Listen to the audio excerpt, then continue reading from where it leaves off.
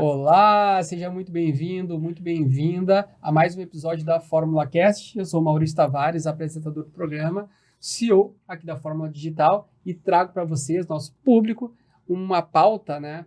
Convidados muito legais aqui para trazer conhecimento. E ao meu lado, a minha sócia, parceira de vida aí, Fabiane Flores. Seja muito bem-vinda. Obrigada, Maurício. Seja bem-vindo aí quem está nos assistindo em mais um episódio do Fórmula Cast. Como o Maurício falou, eu sou a Fabi e eu estou aqui hoje para conduzir, né, ajudar a conduzir esse debate com assuntos muito pertinentes aí para a nossa sociedade. E quero convidar vocês, né, para já se inscreverem aqui no nosso canal, deixar o like, ativar o sininho para sempre ficar sabendo quando tiver vídeo novo. Vai lá no nosso Instagram também, @formula_digital, e no nosso site, aformuladigital.com, para conferir o nosso portfólio, claro, descobrir inúmeras formas da gente ajudar o seu negócio, né, a crescer nesse meio digital, que hoje a gente sabe que quem não está na internet, quem não tem site, quem não tem Instagram, não, é como se não existisse, né? Então a gente reforça muito a importância disso. E, claro, se você quiser ter um podcast também, por que não? Temos aqui 2 estúdios no centro de Porto Alegre, então bem localizado, ambiente climatizado, equipe show de bola, então tenho certeza que vocês vão gostar. São 10 anos de história, né, Fabi? 10 anos. 10 anos de muito trabalho, e a gente pôde aí criar uma empresa focada em resultado, né? O cliente, ele quer o retorno sobre o investimento, né, do que ele investe, e a gente sempre teve como, no nosso DNA, essa questão de fazer a mais, né?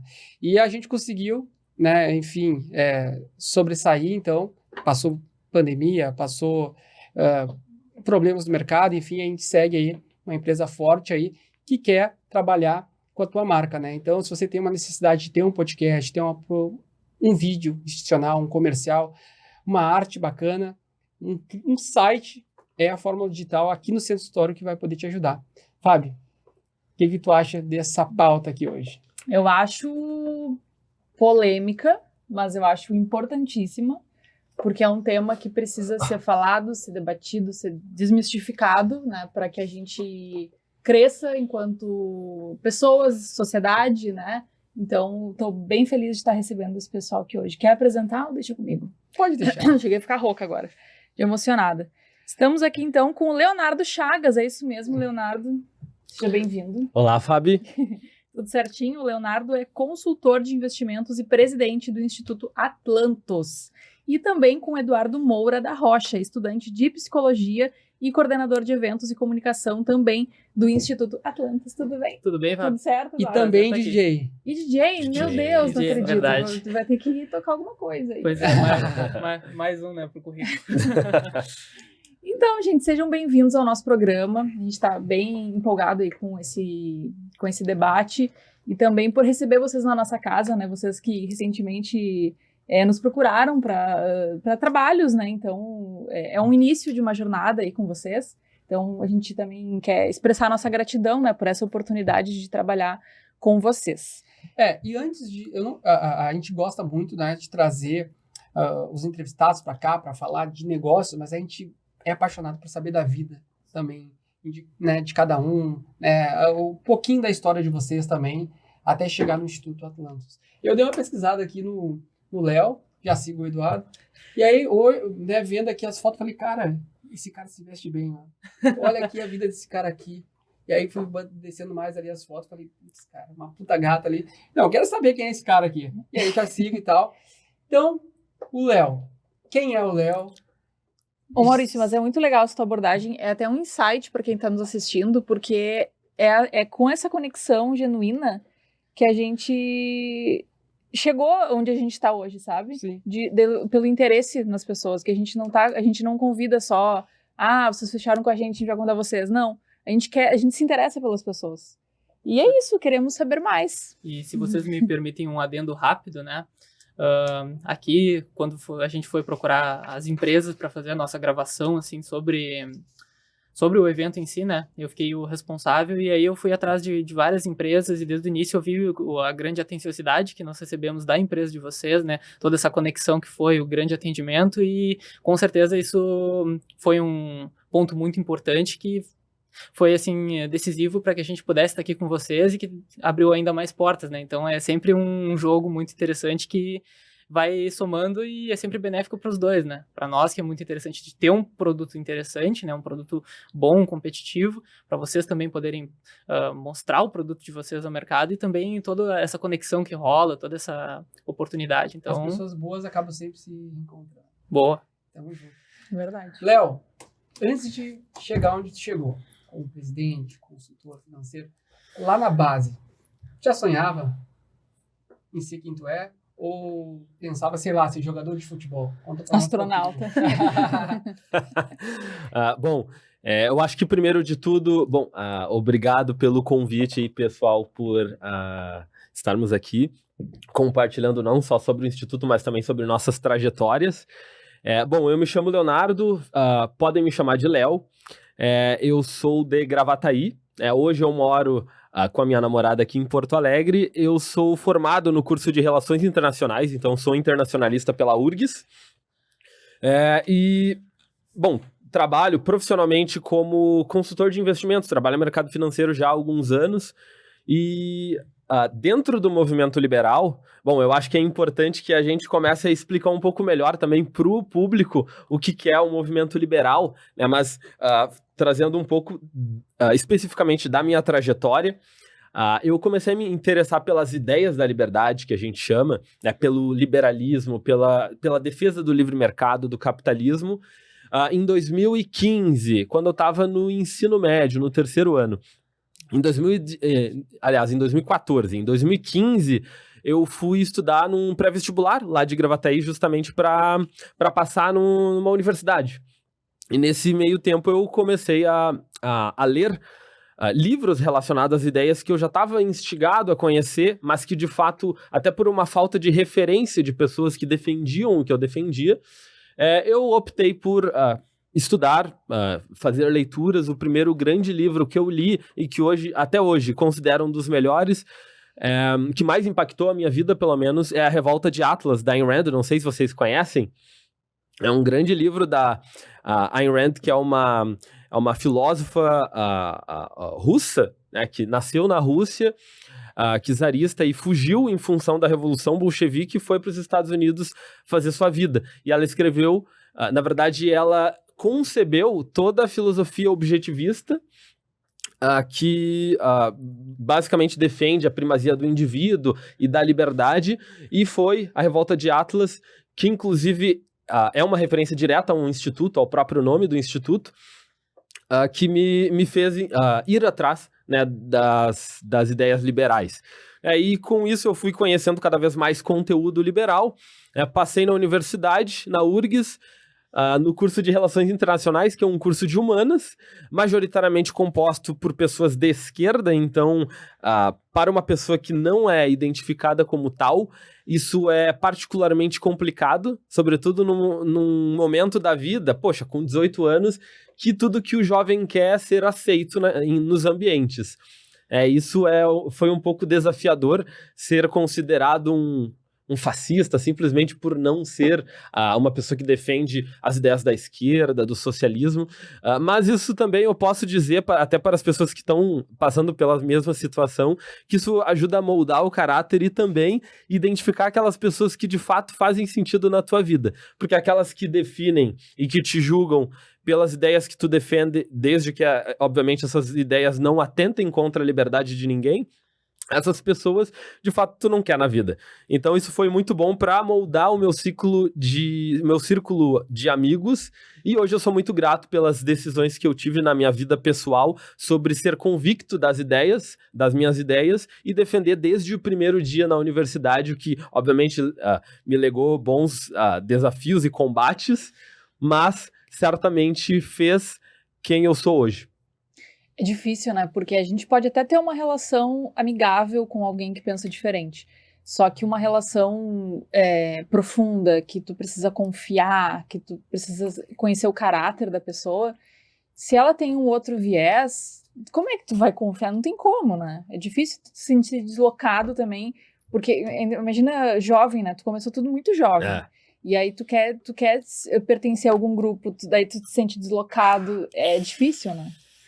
Complicado mesmo. Mas, bom, dentro da universidade, então, foi particularmente um ponto de provação, né, das ideias que eu acredito e até para validar se de fato eu era uma pessoa convicta ou se eu simplesmente queria de alguma forma me encaixar em algum grupo. Mas provei para mim mesmo que de fato eram ideias que eu acredito, a defesa da liberdade, e fui ao longo dos anos, 2016, 2017, fui conhecendo pessoas que dentro e fora da universidade, aqui da região de Porto Alegre, pessoas que comungam das mesmas ideias e que a partir disso a gente foi criando um círculo. E hoje, de fato, existe um ecossistema de pessoas que defendem as mesmas ideias aqui na cidade de Porto Alegre, né? Sobretudo, claro, é mais fácil de conhecer pessoas que são partidárias dessas ideias no ramo do empreendedorismo, porque justamente o empreendedor, né, como vocês bem sabem, conhecem os desafios de um estado gigantesco, inchado no Brasil e dos males que isso gera para a nossa economia, para a nossa sociedade. E essa é uma parte das ideias que a gente defende com a liberdade. Perfeito. E aí, nessa história toda, com o Instituto, aparece o Eduardo lá. Como é que foi, Eduardo? Como é que tu conheceu aí o Léo? Como é que tu conheceu o Instituto? Não, conta um pouquinho antes, assim, como é que tu... Do início, assim, que nem ele, assim, desde a época da escola. Sim. Que a gente é curioso. Assim, eu acho que a história do Léo aqui, ela não é uma história isolada, ela é uma história bem recorrente, né? Que eu acredito que quase todo liberal, em algum momento, se viu em um momento de isolamento. Porque, realmente, nós estamos o tempo inteiro inseridos em um ambiente onde tem uma ideia majoritária, assim, de esquerda, e até aí tudo bem. Se quer existir esse tipo de ideia, beleza. Mas o problema é que quando tu discorda, tu é muito rechaçado nesses ambientes. Então, isso é uma coisa que faz com que quase todo liberal, em algum momento, passe por um momento de grande isolamento, né? Para vocês terem ideia, o meu ensino médio, ele se deu justamente nas eleições ali de 2018. Então, imagina a confusão que não foi, a polarização gigante que foi, né, nos colégios. E desde essa época eu também já me vi isolado, né, desde o ensino médio. Então, no começo, eu já comecei a ver que toda essa história sobre o que é esquerda, o que é direita, o que cada um defende, era uma questão muito intrigante, mas ao mesmo tempo eu não me via em nenhum dos lados, porque realmente eu começava a ver o pessoal de direita que defendia algumas coisas que eu concordava, mas que não fazia sentido. Não, eu não posso usar essa camisa, usar essa bandeira, porque tem muita coisa que eu não concordo. E ao mesmo tempo eu olhava para o outro lado, para a esquerda, o pessoal assim que defendia os outros ideais, e eu também falava, não, eu não tenho como me identificar com isso daqui, vestir essa camisa, esses ideais, porque não faz sentido. Então o que eu acredito? Não, eu não sabia até então. Então, conforme a gente foi tendo esse avanço, todo esse período de muita polarização, né, um período bem turbulento, assim, no nosso país, como um todo, foi quando eu comecei a entender o que era liberalismo. Então, tínhamos pessoas, assim, que defendiam, assim, que começou a se popularizar principalmente pelas redes sociais, e eu comecei a ter esse contato, né. Então, alguns anos depois, prestando pré-vestibular ali, mais uma vez, a gente via que todo esse cenário de muita polarização, principalmente no âmbito estudantil, como um todo, assim, né, uma polarização muito voltada à esquerda também, a gente via coisas bem absurdas, né, que foi aí, inclusive, que eu dei o passo inicial para poder entrar no Instituto Atlantis, porque a gente tinha vários professores, assim, bem de esquerda, o pessoal, sabe, é um pré-vestibular. Tu quer passar numa prova. E a gente tinha professores que paravam pra falar sobre políticos. Era um troço absurdo, assim, né? Pra literalmente, assim, ficar idolatrando político dentro da sala de aula. E isso acontecia já no ensino médio, com uma determinada... Ele rindo ali. Eu lembrei de um caso, posso contar depois. Tá. E que é uma coisa que já acontecia, assim, no ensino médio, e aí eu falei, não, pô, pelo menos pré-vestibular, um troço mais profissional, assim, a gente quer ver conteúdo, ter uma... Sim, tá pagando pra estudar e o professor tá doutrinando os alunos. É bem recorrente. Isso é uma coisa muito triste, né? Com certeza. Adolescente, Eu falo mais pertinho.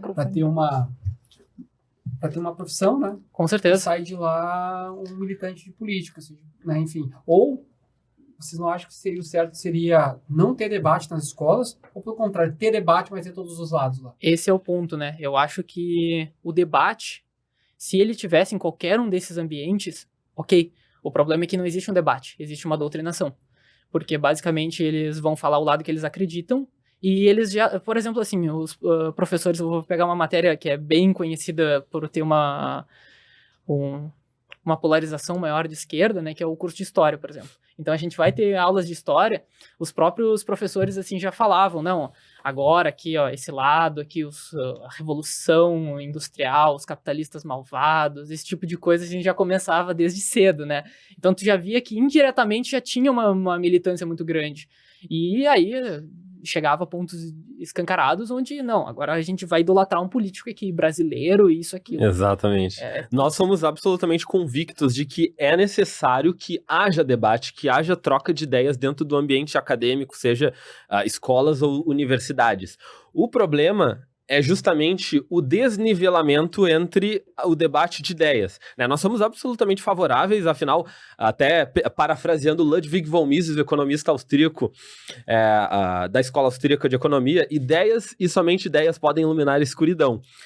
E a gente acredita que, de fato, isso é muito positivo para a sociedade, mas que existe esse desnivelamento para a esquerda, tanto no ambiente das escolas, né, públicas e privadas, como na universidade. Então é justamente isso também um pouco do que o Atlantis faz. Tentar nivelar esse debate dentro do ambiente de ideias. Então, acho que a primeira pergunta que eu tenho aqui, né? Como o Instituto Atlantis foi fundado e qual o principal objetivo, né? Maravilha. Bom, então, vamos lá, galera. Eu comentei sobre o início da minha trajetória em 2016, 17, 18, mas eu, de fato, entrei no Instituto Atlantis apenas em 2020, apesar de já conhecer os fundadores do Instituto, que nasceu lá em 2016. Eu sempre conheci, mas optei por seguir o meu próprio caminho dentro da defesa das ideias da liberdade, através de outras instituições, porque eu já vi um instituto como uma potência dentro desse nicho, e eu optei por dar a minha energia para outros projetos. Mas o Instituto Atlantis, ele nasceu como um grupo de estudos que se chamava Clube Miss Rand, onde era, fazendo referência a Ayn Rand, que eu mencionei anteriormente, e era basicamente um grupo de estudo onde se estudava, né, a literatura liberal, objetivista das ideias da Escola Austríaca de Economia, e em determinado momento os membros do Miss Rand entenderam que havia necessidade de expandir essa atuação para além de um grupo de estudo, para abarcar também outras esferas, como organização de eventos, entrar nas outras universidades, e para ter essa capilaridade se fez necessário a criação de um instituto, com um CNPJ, com uma expectativa de crescimento, com diretores, e aí nisso, em 2016, foi criado com um CNPJ e tudo mais, um Instituto Atlantis. Eu não fiz parte como um membro fundador, né? Hoje, alguns dos nossos membros do conselho consultivo do Instituto são ex-presidentes e ex-fundadores, mas ele nasceu, o Instituto Atlantis, justamente buscando preencher essa lacuna que existe no debate na sociedade e na academia sobre o que é direito e o que é esquerda. É claro que é um pouco simplório dizermos que as ideias que a gente defende são a direita.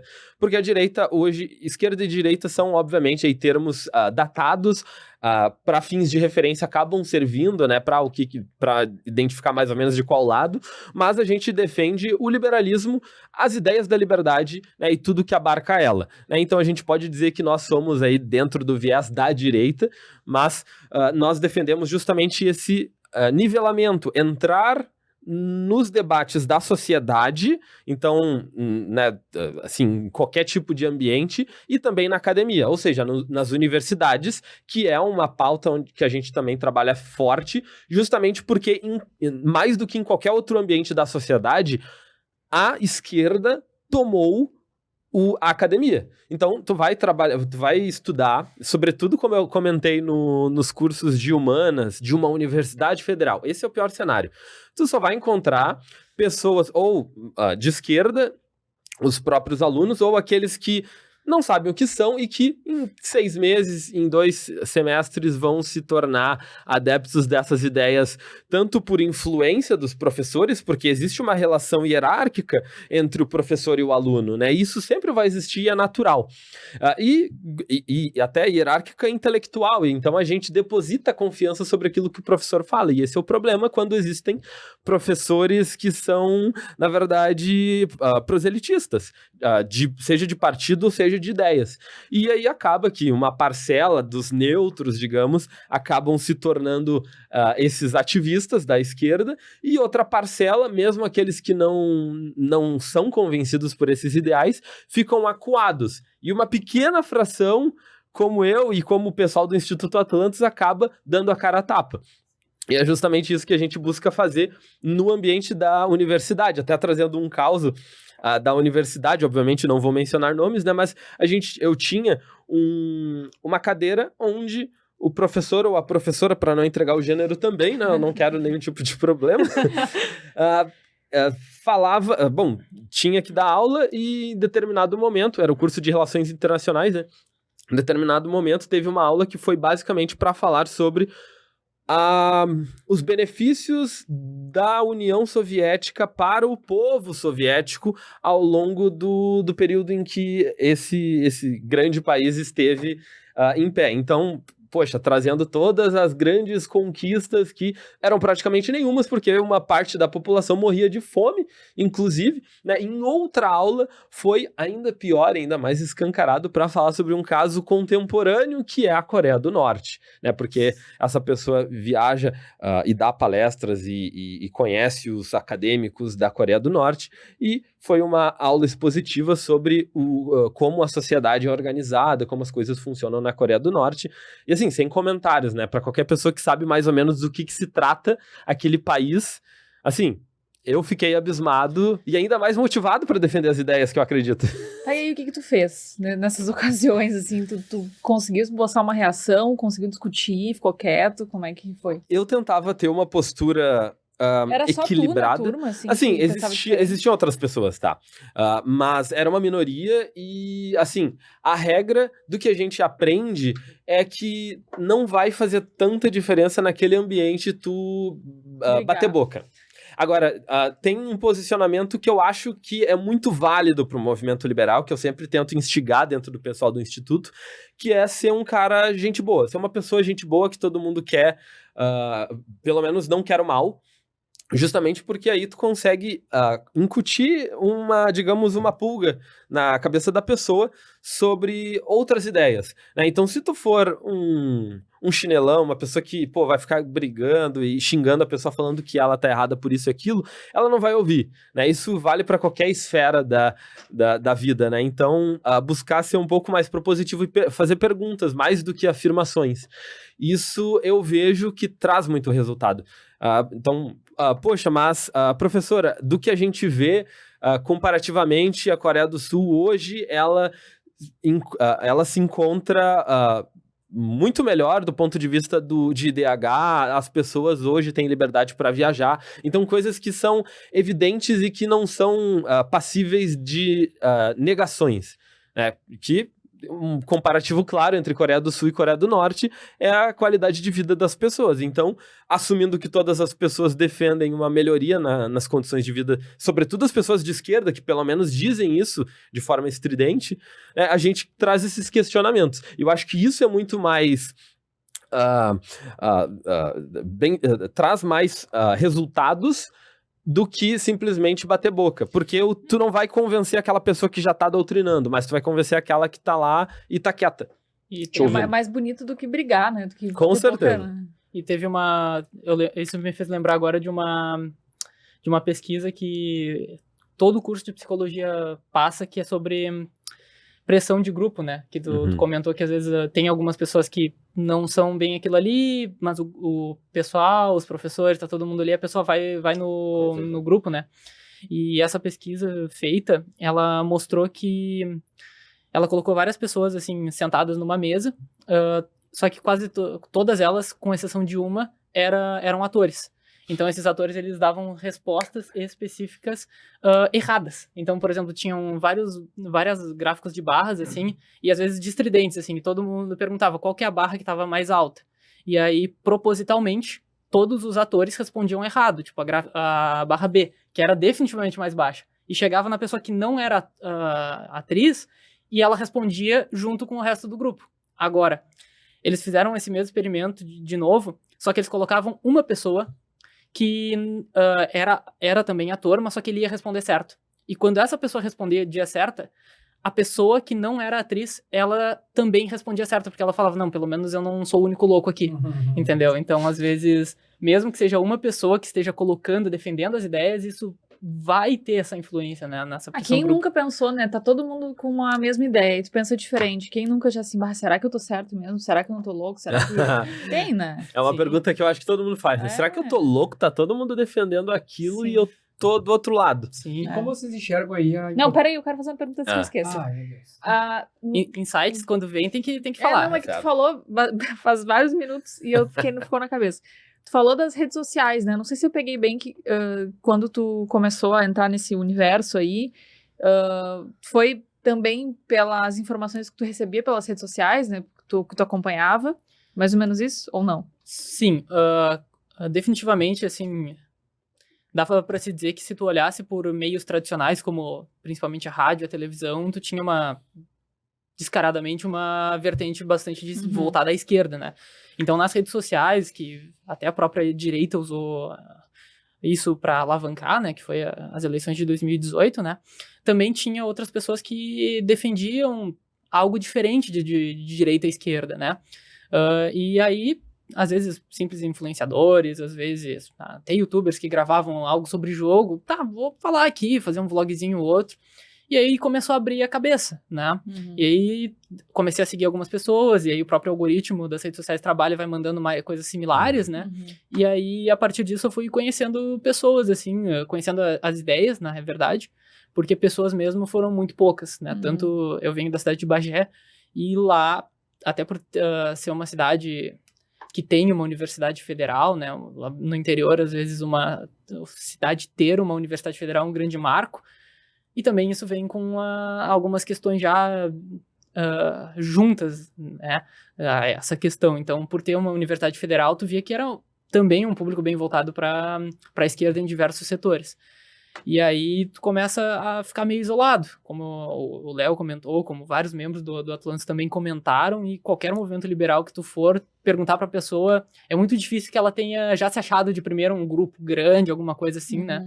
Então, mas sim, as redes sociais, elas tiveram um papel bem decisivo para mostrar que isso existe. Sim. E ainda que não seja tão divulgado, né, porque era descarado a função, assim, tipo, uma pauta, um discurso, assim, mais voltado a própria lados extremos, né, isso era muito mais divulgado. Aí um pessoal que tentava, não, pessoal, mas não é bem assim, não é bem daquele lado também, vamos pegar alguma coisa mais próximo de um meio termo, né, era bem menos divulgado, mas existia. Não. É que por que eu fiz essa pergunta, assim? Eu acho engraçado que muita gente fala até hoje, assim, de fake news na internet, né? Como se nas emissoras tradicionais não pudesse ser faladas mentiras, né? Enfim. Mas, nesse período, assim, pensa uns anos atrás, porque tu é novo, né? Somos todos jovens aqui. Todos jovens. Todos jovens. Os bastidores perguntam a tua idade depois. Aí, nesses anos todos, assim, pensa, sei lá, 50 anos atrás, quando não existia, nem tão longe assim, né? Quando não existia internet, tipo assim, antes da internet e depois da internet. O quanto isso mudou, né? Porque antigamente tu assistia ali, era Globo, Record, Band, SBT, e era aquilo ali. Hoje tu pode seguir um outro rumo, né? Claro, tu tem que estar bem atento ali às informações estão corretas, pesquisar, se é uma pessoa, né, interessada, não dá pra ser acreditando em tudo, mas tu consegue ter uma qualidade absurda de informação, um nível muito elevado. Por enquanto. Não, mas... Não é, Léo? É complicado a perseguição que existe cada vez mais, sobretudo aqui no ambiente brasileiro, né? Mas esse eu acho que é um ponto que vale a pena a gente conversar depois para não atrapalhar aqui. Mas era só isso que eu ia dizer. Só, assim, o que eu acho muito legal, assim, quando eu vejo as pessoas falando que abriram a cabeça por conta de uma rede social, sei lá, Twitter, Instagram, alguma coisa. Porque tu tem a oportunidade de conhecer as pessoas, né? Antes que era tão fechado nas emissoras, Sim. tu consegue Não, expandir. isso é verdade, isso é muito louco, né? Eu também, eu disse que comecei a minha formação intelectual lendo livros, beleza, mas eu conheci as ideias que hoje eu desenvolvi intelectualmente na internet, foi vendo videozinho no YouTube, e eu tenho certeza que muita gente também foi pelo mesmo caminho. Eu diria que até a maioria, né? Muita gente também veio defender o liberalismo através de canais no YouTube como o Ideias Radicais do meu amigo Rafael Lima. Então, inclusive, é uma parte do que a gente faz, o Instituto. A gente tem uma presença virtual porque entende a pertinência de estar nesse ambiente. Né? Não adianta a gente só fazer reunião, aliás, eventos nas universidades. Não adianta só a gente fazer eventos na cidade aqui de Porto Alegre. É importante que a gente também tenha um conteúdo para as pessoas que são de outras regiões terem acesso e, de alguma forma, conhecerem melhor as ideias e aí sim começar a se aprofundar. Sim, a rede social ela é uma ferramenta, né? É o que eu sempre digo, a rede social ela é uma ferramenta. Então, a forma como o usuário vai utilizá-la que é o que vai definir se ela é algo benéfico ou não. Ela pode ser algo que vai te alienar ou ela é algo que vai abrir a tua mente. Ela é algo que pode tirar a tua produtividade num dia, assim como ela é algo que pode te abrir oportunidades de emprego, oportunidades de conhecimento, e de uma forma que antigamente não existia, né? Antigamente tu ia para uma biblioteca pública e ia ter que ler um livro de 500, 600, 1000 páginas para conseguir ter alguns conhecimentos que hoje tu tem pessoas ali ensinando em vídeos de poucos minutos. Agora tá famoso os Reels, o TikTok, vídeos curtos, né? Que aí tu tem um amontoado ainda maior de informações, né? Porque tem que dar uma grande quantidade em um curto espaço, né? Então, mas eu volto sempre a dizer que as ferramentas, elas não necessariamente elas são boas ou más, elas apenas são ferramentas. Então, como que nós usamos elas para defender ideias, ou até mesmo para perseguir, calar pessoas que não concordam, que é uma pauta que a gente vai trazer aqui depois, é o que vai definir o quanto elas são importantes e como elas podem ser utilizadas, né? É que qualquer coisa em excesso faz mal, então... Totalmente. E o marketing digital tem parte fundamental na defesa das ideias da liberdade, na mudança do cenário político brasileiro e mundial, né? Que, até a nossa presença nas redes sociais, na internet, ela é estratégica no sentido de que é um topo de funil, né? Trabalhando os conceitos do marketing, onde a gente absorve pessoas que, vão ver ali Hoje a gente não tem TikTok, tá? Mas vídeos nos Reels do Instagram, ou até pequenos artigos, ou instigações ali de pequenos trechos de algum livro dentro da rede social. Aquilo é justamente para captar essas pessoas, para em algum momento elas se aprofundarem. Porque o Instituto Atlantis, ele entende que nós não podemos apenas promover, e isso está diretamente relacionado com a nossa missão, tá? Não apenas promover as ideias liberais, as ideias que acreditamos, mas também qualificá-las. Porque não adianta todo mundo saber o básico de tudo e nunca se aprofundar, porque em algum momento tu vai estar de frente com alguém, digamos, uma pessoa de esquerda que vai estar preparada para defender seus ideais. E do outro lado a pessoa vai estar munida apenas dos vídeos que viu no TikTok. Não pode. A gente tem que formar, não precisa ser acadêmicos, né? Mas a gente tem que formar pessoas intelectualizadas, versadas naquilo que elas acreditam. Por isso, a gente usa as redes sociais como o topo de funil e vai afunilando, trazendo conteúdo denso. Nós traduzimos e publicamos livros, nós também trazemos palestrantes para trazer, para debater temas aprofundados, não só uma instigação básica, mas também para se debruçar sobre temas complexos, e a gente acredita fortemente que esse é um passo fundamental para que a gente mude o cenário, não reverta, né, mas que pelo menos mude um pouco mais ao favor das ideias da liberdade, que a gente acredita que melhoram o cenário do empreendedorismo no Brasil e a economia de um modo geral. Nós precisamos nos aprofundar apenas e não só ir para o raso. Pessoal, o que é para corte? Vamos lá. O que é o livre comércio? A gente está num país realmente livre.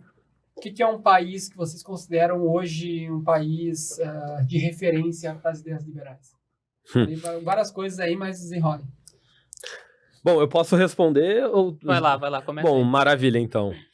Bom, o livre comércio, até considerando os pais fundadores da economia, né, nada mais é do que exatamente a ausência da presença da intromissão do Estado ou de outras entidades sobre a livre iniciativa, sobre as trocas entre pessoas e entidades.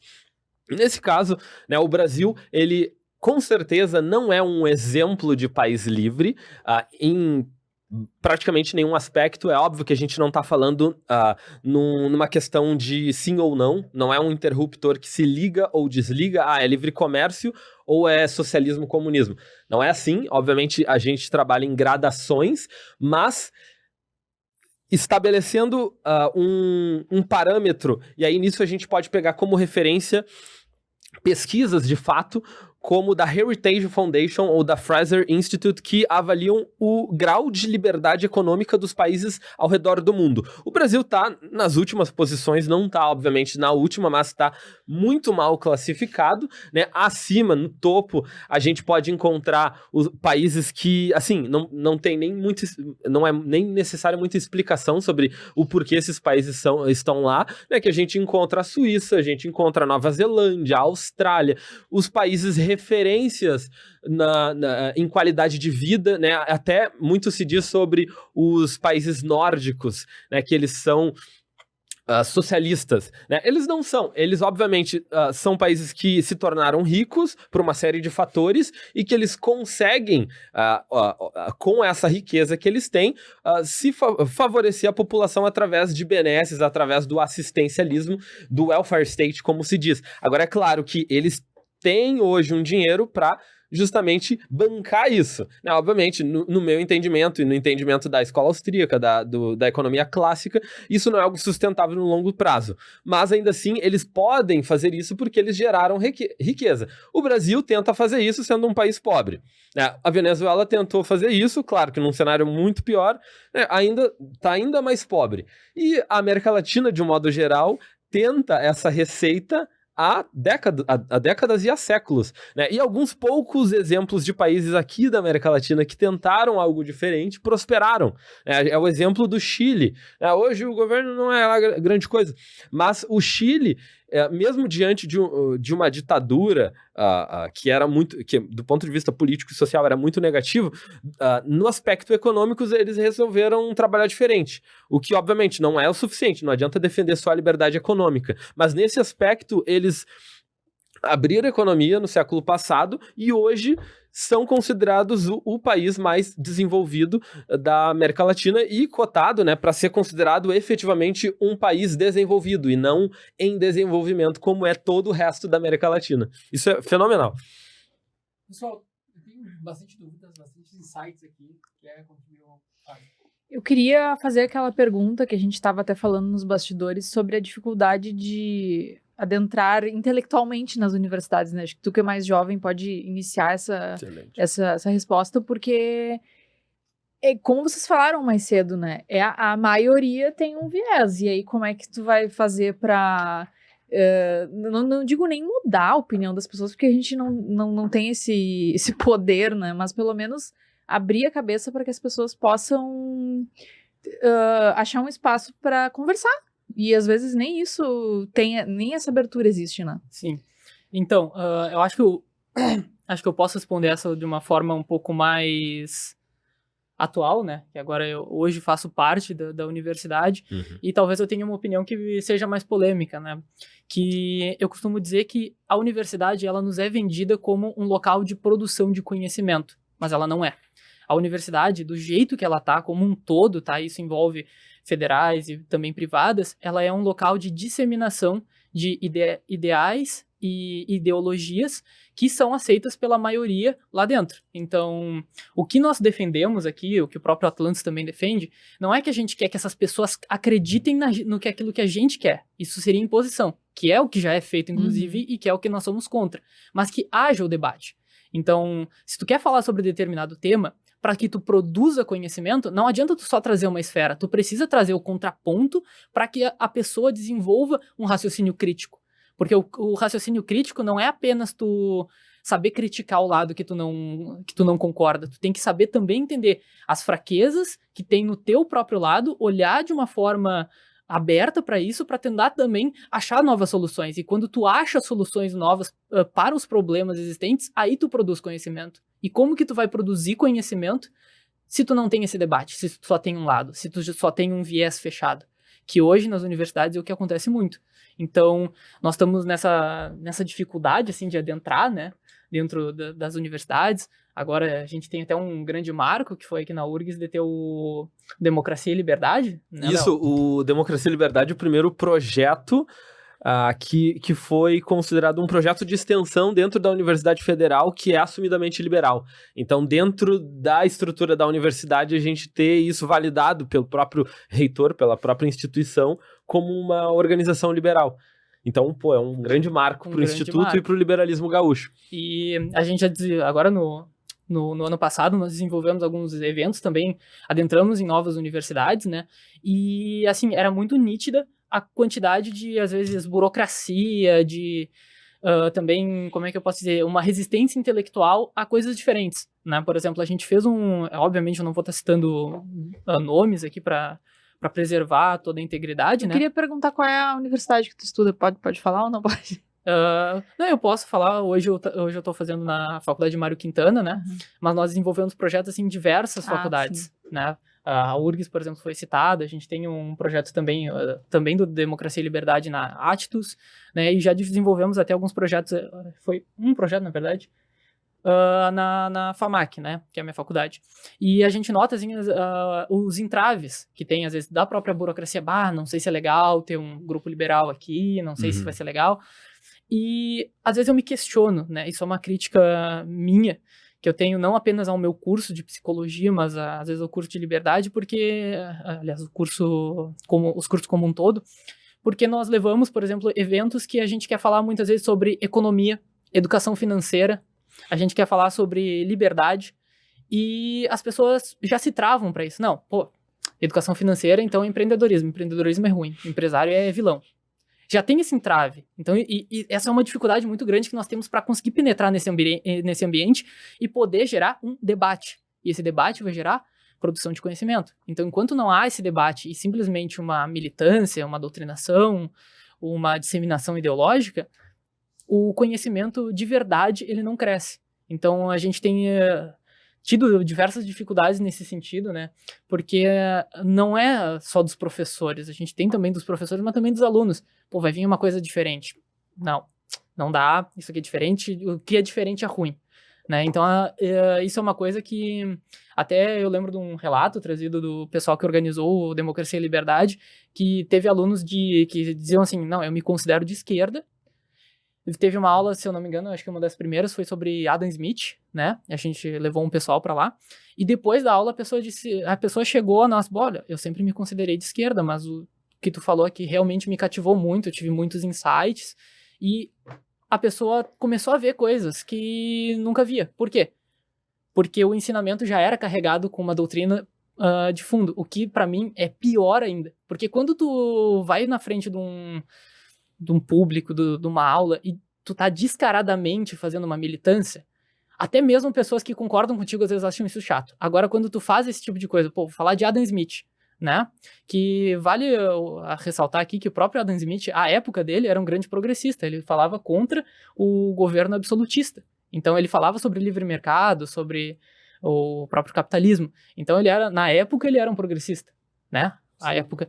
Então, tu imagina, aí quando ele vai ser ensinado, ele já é ensinado como, muitas vezes, taxado, já um conservador, alguém do mal, um cara que defende essas ideias absurdas. E aí, quando tu vê realmente o que a pessoa escreveu, o que ele fez, tu vê que não é bem assim, entende? Então, realmente, esse foi um simples relato que teve dentro de um dos nossos grupos que foi muito recompensador e que mostra o poder que tem o debate e a construção de conhecimento, não apenas a disseminação de ideias, porque disseminar ideias carregadas de uma ideologia é uma coisa muito complicada, né? Então... É que tem muitas coisas que as pautas, né, defendidas, tem muita coisa que é muito bonito na teoria, legal, mas que na prática não vai funcionar, né? E aí falta esse olhar mais crítico das pessoas de, não, peraí, o Brasil é isso aqui, isso aqui está sendo feito, não vai para frente. Chegou perguntas para mim aqui. E a pergunta geral é a seguinte: como empreender ou como viver num país, numa sociedade com uma grande insegurança jurídica? Olha, pergunta complicada, hein? É uma pergunta definitivamente complicada porque, bom, primeiro, hoje eu não sou um empreendedor, tá? Apesar de acompanhar muito de perto, a gente incentiva e tem muito contato com empreendedores. Meus clientes trabalham no mercado financeiro, muitos deles empreendedores. De fato, é um grande desafio, né? Em vários aspectos, né? Pela questão tributária, isso é muito, muito prejudicial. O empreendedor brasileiro, ele já sai atrás, comparativamente com outros de outros países, em função, né, dessa série de burocracias e dificuldades. E até por isso, muito se diz que o empreendedor brasileiro, aquele que obtém sucesso, ele acaba sendo acima da média no contexto internacional, justamente porque ele teve provações que um empreendedor americano não teve. Claro que a gente está falando de um mercado mais aquecido, com mais concorrência, mas aqui no Brasil a gente tem que concorrer com os nossos pares e também contra a morosidade do governo. Então a gente tem várias entraves a mais que o empreendedor, via de regra, não deveria ter, que é o Estado, que é mantido justamente pelos empreendedores e pela sociedade em geral, que está trabalhando contra ti. Contra a geração do emprego que tu vai fazer, obviamente que não por benevolência, né, já fazendo referência às ideias de Adam Smith, não é da benevolência do padeiro que ele acorda de manhã para fazer o pão, né, mas justamente pelo seu alto interesse. O empreendedor, ele evidentemente tem o seu interesse em fazer a sociedade prosperar, mas, sobretudo, ele quer dar o melhor para sua família e, fazendo isso, como consequência, ele acaba melhorando a sociedade. E aqui no Brasil é realmente um grande desafio. Não sei se o Edu quer comentar. Quem vigia o vigia? Quem faz o palhaço rir? Pois é, até fazendo um rápido adendo, né, sobre essa questão do empreendedorismo, né, parafraseando aqui rapidamente o Milei, que recentemente fez um discurso muito interessante. Ele mesmo comenta, né, que o empreendedor, na verdade, ele é o verdadeiro herói, né? Porque além de todas essas adversidades que ele tem para lutar, ele ainda é rechaçado, ele ainda é visto como vilão, enquanto, na verdade, nós temos muitas vezes um Estado pesado, nós temos uma classe política extremamente privilegiada, sugando do povo, e esse cara é visto como herói, sendo que, na verdade, tá invertido, né? Então, quando tu vê o empresário que tá gerando empregos, que tá fazendo a economia girar, sendo tratado como o vilão, e o outro que tá apenas sugando como herói, tu vê que tá tudo invertido e a gente tem um cenário ainda mais complexo para conseguir lidar com isso, né? Aqui na página de vocês, né, no Instagram, tem a Revolução das Togas, quem vigia, vigia, 6 de abril. E aí vocês comentam que em breve vai ter mais informações. Vocês podem revelar para nós ou não? Não, maravilha. Eu queria aproveitar o ensejo, então, do comentário do Edu sobre a questão do empreendedorismo, né, e já fazer aqui, até porque isso aqui não precisaria estar fechado, mas eu queria deixar exposto aqui um brinde, o presentinho que nós trouxemos do Atlantos para a fórmula. Vou deixar aqui no chão, tá? Esse aqui é um modelo Stanley, não sei se eu posso estar comentando o nome de marca aqui, do Instituto Atlantos. Pega essa câmera, vou botar aqui. Junto a gente trouxemos alguns marca-páginas e alguns documentos aqui e também 2 livros, tá? Fica à vontade para pegar aqui. Eu quis abrir justamente para deixar em evidência o próprio logo do Instituto, né? Antes da gente passar sobre a questão do evento que a gente está organizando, mas, como eu comentei, o nosso Instituto tem a sua logo e o seu próprio nome fazendo referência a Atlas. Atlas é um titã, né, da mitologia grega que foi incumbido, né, que foi, na verdade, imputado a ele a responsabilidade de carregar o peso dos céus por Zeus, né, em virtude dos titãs perderam a batalha contra os deuses do Olimpo. Em função disso, né, Atlas segura o peso dos céus e a Revolta de Atlas, que é o livro da Ayn Rand, faz uma referência direta a justamente esse titã, Atlas, que é uma simbologia sobre o empreendedor, que é Atlas, segurando o peso dos céus, que neste caso é o peso do Estado, Uau. que achata justamente e prejudica o empreendedor que está segurando, né, a economia, que está segurando a sociedade. E o empreendedor, a gente não está falando, poxa, no Elon Musk, a gente não está falando apenas dos grandes capitalistas, a gente está falando, poxa, da Fórmula, por exemplo, a gente está falando do... Seu Zé da esquina. Exatamente, o pipoqueiro, o padeiro, todas essas pessoas que compõem a sociedade, elas são fatores essenciais do sucesso da sociedade moderna. E é justamente esse tipo de pessoa que é mais do que nunca penalizado, ainda mais aqui no Brasil, por justamente gerar emprego, fazer a economia girar. Então, uma referência direta à revolta de Atlas, né? Atlas segurando o peso dos céus. Então, a revolta de Atlas e também o Instituto Atlantis, né, que tem uma referência direta a esse livro, faz justamente essa menção ao empreendedor que é achatado pelo peso do Estado. A gente fica muito feliz aí com o presente. A gente vai discutir depois aqui qual livro ela vai ficar, qual livro. Enfim, o copo é teu. Não, pô, tu gosta. Gente, o que acontece? É lindo, O programa seria só comigo, tá? Já. Então, o Léo e o Edu trouxeram um presente só. Eu não sabia, Não tá? sabia. Não sabia. De qualquer forma, também tem a caneta que a gente trouxe, tá? Que é do Instituto. Então, aí é com vocês, eu não quero participar. Tá, eu fico com a caneta, então. Beleza.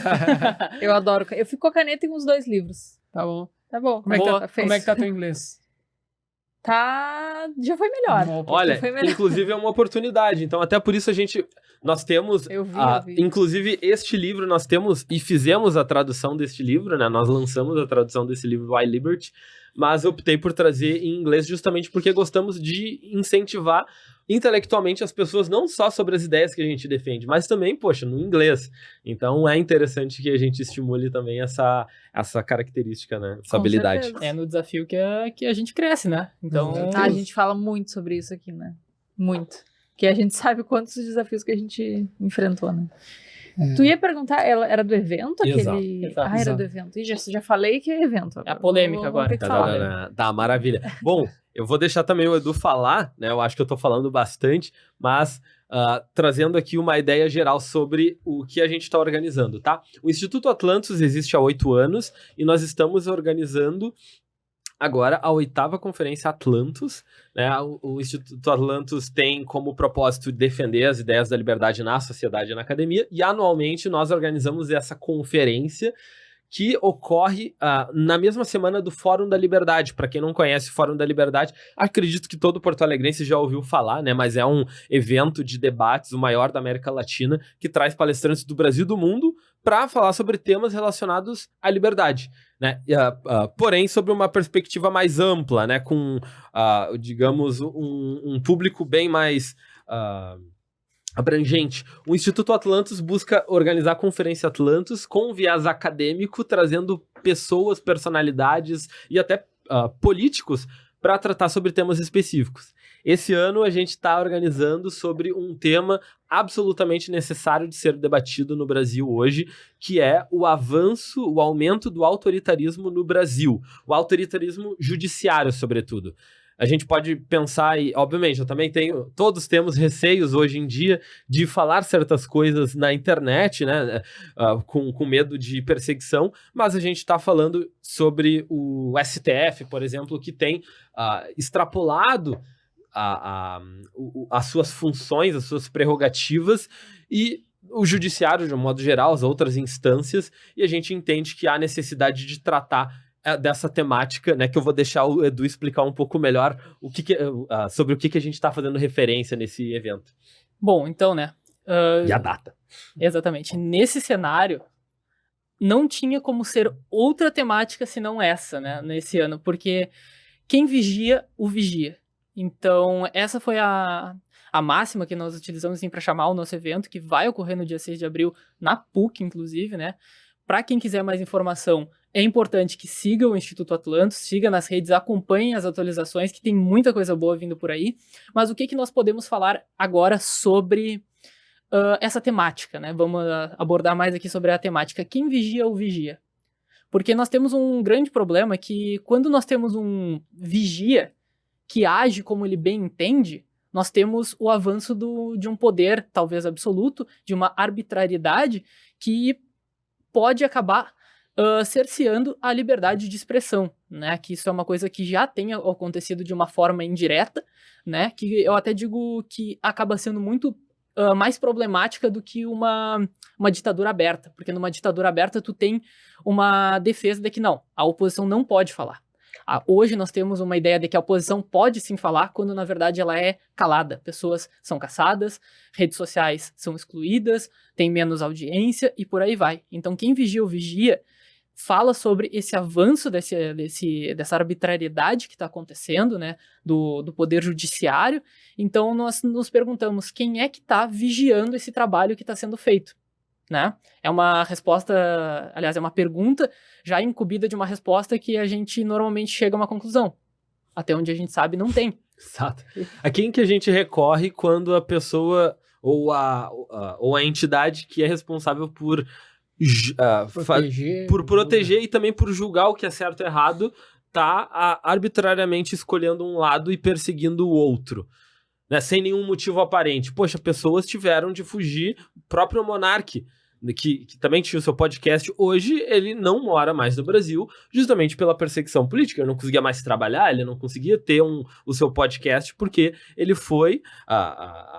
As entidades jurídicas do Brasil cercearam a liberdade dele de ter o seu ambiente ali de trabalho. Não conseguia trabalhar no YouTube, não conseguia trabalhar em outras plataformas, e ele não mora mais no Brasil. E várias outras pessoas também tiveram o mesmo fim, fugiram do Brasil nos moldes de uma ditadura. Obviamente, a gente não tá falando de uma ditadura aberta, então a gente não fica tão amedrontado. Mas, como o Edu comentou, esse é o pior cenário, porque nós estamos vivendo um período de exceção, só que sem poder dizer abertamente que isso está acontecendo.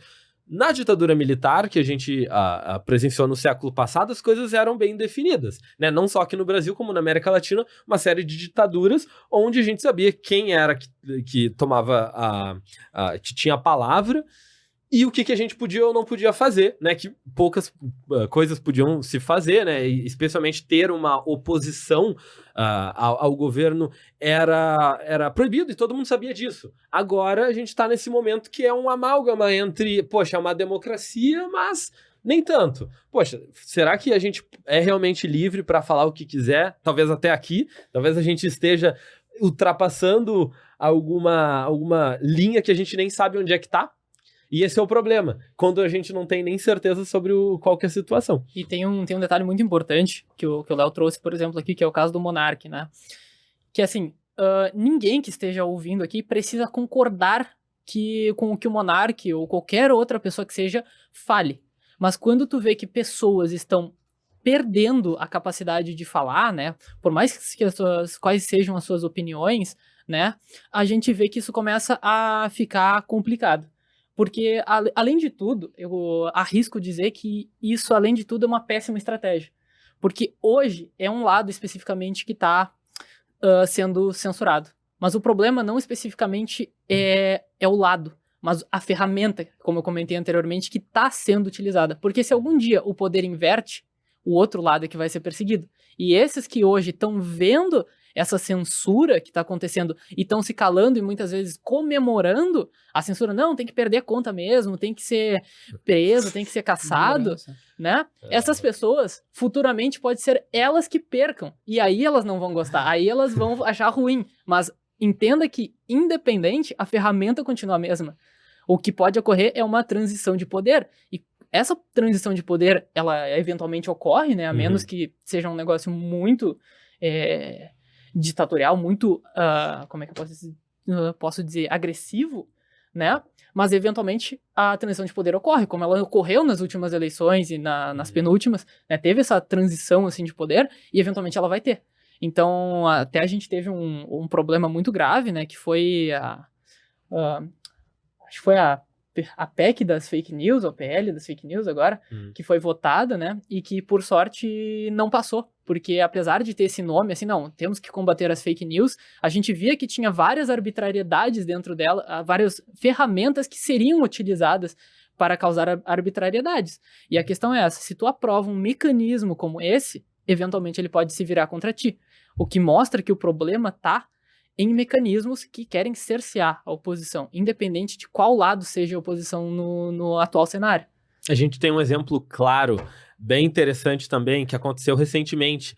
Acho que todos conhecem o Deltan Dallagnol. Ele era deputado federal e ele foi cassado. Ele foi cassado, se vocês forem atrás, não tem um motivo plausível para isso, além do fato de que, de fato, é um revanchismo sobre o que aconteceu alguns anos antes, né, relacionado à prisão do governo Lula, do Lula, né, então presidente. Inclusive, o Deltan hoje é um convidado do nosso evento, tá? A Revolução das Togas. Quem vigia o vigia. Esse é o nome do nosso evento, que vai acontecer dia 6 de abril, lá na PUC. E esse evento, como a gente está destrinchando, ele é justamente para trazer a urgência desse debate que, poxa, a gente está vendo o autoritarismo avançar aos poucos. E a gente, muitas pessoas ficam assim, tá, beleza, até comemoram quando alguma conta de alguém que é um desafeto deles é suspensa e a pessoa é perseguida, beleza, daqui a pouco fazendo referência, né, é um vizinho, tá, beleza, é meu vizinho, ele fez besteira, deixa com ele, daqui a pouco é um primo, poxa, mas esse primo também falou besteira, daqui a pouco é teu pai, e aí tu fica assim, poxa, daqui a pouco é tu, então é assim que começa. É sempre de forma gradual, homeopática, que a gente vai perdendo a liberdade. Então é importante que a gente hoje tome consciência disso. O nosso evento, ele tem como pano de fundo uma referência ao livro de 1986 de George Orwell. 1984, né? Fiz a troca. 84. Do George Orwell, né? Que é justamente a questão do grande irmão, né? O Big Brother que observa, o olho que observa, que nesse caso é uma referência ao Estado, né, e as pessoas que cada vez mais aí são controladas por esse grande irmão, e o nosso evento vai fazer justamente referência até estética a esse livro do George Orwell. E é muito importante ressaltar a urgência desse evento. Como eu disse, a temática não poderia ser outra, porque esse ano de 2024, né, nós ainda temos a liberdade de fazer isso, de fazer um evento, de falar sobre essa temática. E nós estamos correndo certos riscos, inclusive, né? Porque falar sobre isso abertamente, hoje já vimos o que pode acontecer. Do nada, a tua conta de Instagram para de visualizar, daqui a pouco ela, foi banida, daqui a pouco tem um processo chegando. Então, a urgência desse evento é absurda, porque nós ainda temos essa liberdade de debater. Daqui a pouco, talvez nós já não temos. Nós não sabemos se ano que vem nós poderíamos falar de novo sobre esse tema ou algum tema relacionado da forma que nós podemos hoje. Então, o evento que vai ocorrer 6 de abril, ele, além de ser todo ano ter uma temática única, né, com pessoas únicas, com palestrantes únicos, ele talvez seja uma oportunidade única de debater esse tema antes que as coisas mudem. Então, além disso, ele é muito importante de ser debatido com muita maturidade, com cabeça aberta, para que a gente possa estar debatendo isso enquanto nós ainda temos tempo. Porque depois, talvez seja mais difícil de reverter. Tá certo. Bom, Fica o recado então, gente. Quem quiser participar, 6 de abril na PUC, esse evento imperdível. Depois no Instagram vocês vão provavelmente anunciar os outros participantes, né? Enfim, mas então é importante que vocês fiquem ligados no Instagram, que é @Instituto Atlantos, para ficar bem informado, não só acompanhar o conteúdo, mas também essas novidades desses eventos, né? Que é importante que a gente participe, fazer networking para aprender, para conhecer gente nova, conhecer pessoas que pensem da mesma forma, né? Para que a gente consiga desenvolver e crescer. Exatamente. E a fórmula estará lá presente gravando. Boa. Inclusive, assim, tu colocou uma coisa que é essencial, que deve ser comentada, né? A Conferência Atlantos, ela não apenas é um momento que tu vai ter pessoas muito boas que estarão palestrando, estarão passando conhecimento, como é uma excelente oportunidade para que tu esteja ali fazendo networkings com pessoas que pensam de uma forma aberta, que pensam de uma forma similar e que com certeza o networking hoje, a gente entende, o Léo com certeza vai concordar comigo, que é um abridor de portas para várias oportunidades, sejam elas profissionais, pessoais, né? O Léo inclusive tem histórias sobre isso, né? Acho que pode ser comentado aqui depois, mas indiscutivelmente a conferência ela também é um excelente lugar de networking, além de todo o conteúdo que vai ser passado e que vai com certeza fazer com que a pessoa possa crescer intelectualmente. É um evento, nem considero esse evento importante, mas muito mais que isso, né? Necessário, urgente, né? Com certeza. Exatamente. E eu tenho mais 2 perguntas para fazer. Faça. Léo, tu é DJ? Não, Léo... Desculpa. Eu sou Léo. Edu, tu é DJ, vai continuar nesse mercado, sonha em ser DJ. Eu quero só agora puxar um pouco o pessoal, porque a gente não conseguiu puxar É pra verdade, isso, é né? verdade. Bom, então assim, ó, eu vou contar um pouquinho da minha trajetória aqui, né? Que é o seguinte, como eu comentei, no meu ensino médio, eu tive isolado por vários motivos, assim. Também, não apenas isolado no sentido mais intelectual, assim, de não ter um grupo que fizesse sentido, né? Um grupo de pessoas, um grupo de amigos. E aí, eu desde cedo, com 16 anos, eu falei assim, cara, eu quero fazer algo de diferente. O que eu notei? Eu percebi que as pessoas, elas iam muito pra festa. Mas pra mim, pra balada, era um ambiente que não fazia muito sentido. Eu falo, porque eu nunca fui assim, eu vou ir pra uma festa pra beber, pra fumar, pra fazer isso. Não fazia muito sentido. E aí eu peguei e pensei assim, eu quero ganhar dinheiro com isso. Quero aproveitar onde todo mundo tá gastando, porque a pessoa gasta muito, como você sabe, né? Um combo aí de vodka com energético, quanto é que custa numa balada, né? E aí eu peguei e disse, vou fazer isso. Então, aconteceu um detalhe que eu fui pro carnaval eletrônico do P12. O ano acho que foi em 2016. E eu vi um DJ que tava passando ali, o cara era febre, o nome dele era Duke Dumont, e ele foi tocar ali no P12. E aí eu olhei, assim, aquela festa maravilhosa, aquele som, aqueles efeitos, assim. E até o meu pai tava nessa festa, né, junto com mais o pessoal. No final da festa eu peguei olhando assim, falei pro meu pai de brincadeira, eu falei, quero fazer aquilo ali um dia. E ficou. Um ano depois eu tava fazendo um curso na IMEC de Florianópolis, né, que é a Academia Internacional da Música Eletrônica, específica para isso, e que foi, assim, um abridor de portas, né. Eu tive uma experiência maravilhosa com o meu professor, cara, o Júnior Antonini, inclusive, esse professor, se tu estiver vendo isso de alguma forma, saudades, assim, ó, um cara, assim, ó, sensacional. Se algum dia na vida eu fizer metade do que esse cara faz, é impressionante. O cara, pra quem tem uma noção, assim, maior, né, todo mundo chega lá com suas controladoras, seus notebooks, ele chega com um par de toca-disco e faz mais do que quem usa um notebook. O cara, assim, ó, é fera. E esse cara foi quem ensinou, né, me ensinou muita coisa que hoje eu levo para esse âmbito de festas, né, que é um diferencial, porque muitas vezes no sentido da tecnologia, a tecnologia ela te abrir portas para tu fazer mais coisas, mas ela também pode ser uma muleta. Então, que às vezes se a tecnologia falha em diversas ferramentas que se tem no mundo do DJ, muitos se perdem e não sabem tocar. Então, o Júnior, ele me ensinou muito isso.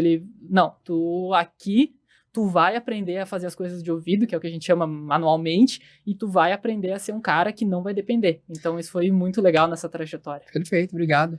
Léo, quero saber agora, tu tem hobby, porque tu trabalha muito, tá envolvido em muitas guerras, né? Mas no pessoal lá, tu tem hobby? Eu quero saber Tá namorando, tá casado? como é que ele conheceu a noiva. Isso que eu Maravilha, é uma história muito interessante, gosto de falar bastante. Acho que hobbies... Olha... Estudar. Eu gosto muito de estudar, tá? Eu gosto muito de ler. Só que esse também é o óbvio, né? Talvez me exercitar um pouco. Agora, mas eu enxergo o meu trabalho, seja como consultor de investimentos na área do mercado financeiro, obviamente não é um hobby, mas eu trabalho com muita tranquilidade, então não é como se fosse algo pesado para mim. Então não é como se eu precisasse desopilar em outra esfera da minha vida. E também defender a liberdade, que é algo que traz muito propósito para mim. Nunca foi um problema. Eu não sou remunerado por isso, inclusive, né? Nós trabalhamos como voluntários dentro do Instituto. Então, para mim também sempre foi muito tranquilo e enxergo como algo que não me estressa. Mas falando sobre a Nicole, minha namorada, tá? Nós nos conhecemos na internet, né? Na verdade, eu vi ela pela primeira vez num cartaz da universidade, da URGS, no RU da URGS, né, onde o restaurante universitário, na porta de entrada tinha a foto dela segurando a opção vegetariana, né, que ela é vegana, e ela estava segurando a opção vegetariana. Eu pensei, poxa, que mulher linda, né, e ela tinha um sobrenome que é bem pouco comum, né? Rupental, que era de alguém que eu já conhecia, uma amiga minha que inclusive é liberal. Melanie Rupental. Melanie. E, bom, eu mandei mensagem pra ela, poxa, quem que é a Nicole? Encontrei a foto dela, achei bem gatinha. Ela falou, minha irmã, e ela tá solteira. Mandei mensagem pra ela, né? Tá liberal. A gente se conheceu nas redes sociais, no Instagram, né, mas a gente não evoluiu tanto por ela recente encerrado o relacionamento dela, né? Mas já conhecia ela, pelo menos, a sua existência. Em determinado momento, acho que passou quase um ano, em 2019, teve a Conferência Atlantos. Né? Eu recém tinha entrado na no Instituto. Né? Eu era um coordenador e nem era muito ativo. Mas estava lá auxiliando na organização do evento, e aí apareceu repentinamente, sem qualquer expectativa, a Melanie, que é liberal, que recentemente encerrou sua participação no Instituto, né? Mas ela também era coordenadora. Chegou ela e a sua irmã, Nicole, e aí, poxa, uma grata surpresa, né? E a gente se conheceu pessoalmente lá, ficamos próximos nos 2 dias de conferência, né? Que era num sábado e no domingo. Segunda e terça tinha o Fórum da Liberdade, também participamos, então foram 4 dias imersivos de Léo e de Nicole, nos conhecemos. Bem, e aí, poxa, já convidei para sair, só nós dois, no fim de semana seguinte.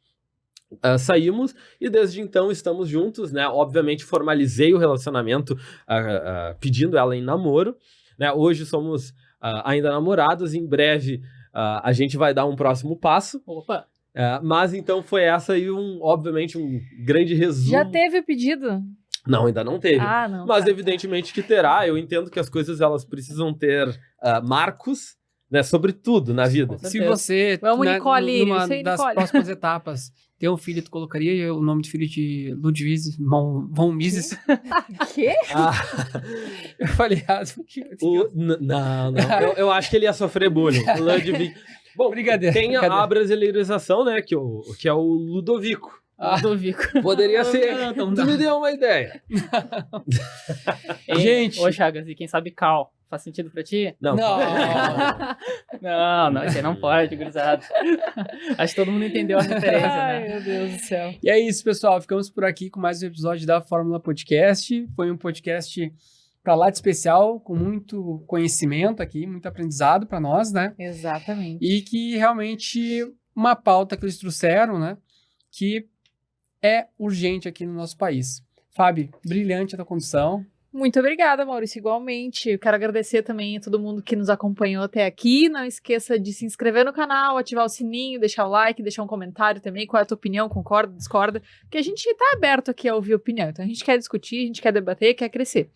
E é isso aí, pessoal. 6 de abril, então, participem desse evento. Acessa lá, @Instituto Atlantos e também o @Fórmula_Digital para acompanhar o nosso conteúdo. É isso aí. É isso aí. Obrigado, pessoal. Edu, Obrigada, Léo. gente. Obrigado, agradecemos a oportunidade. Até a Da próxima. mesma forma. Tchau, tchau.